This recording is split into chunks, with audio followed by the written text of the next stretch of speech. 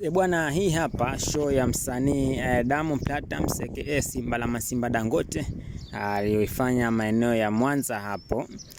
Bwana, watu wa Mwanza wamejawa na mizuka kweli. Baadhi ya mashabiki wanasema kwamba usiende Mwanza kama huna nyimbo za kuimba mpaka asubuhi.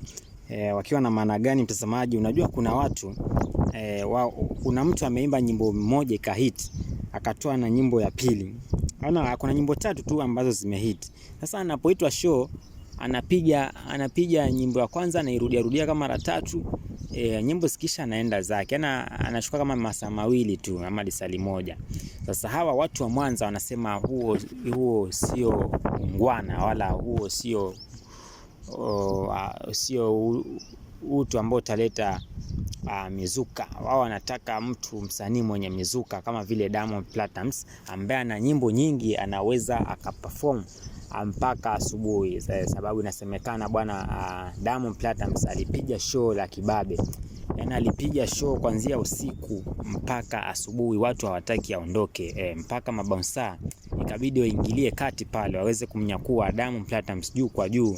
Wamwambia bwana, asubuhi kushafika, mpaka jua linachomoza. Sasa watu wanaanza kunywa chai.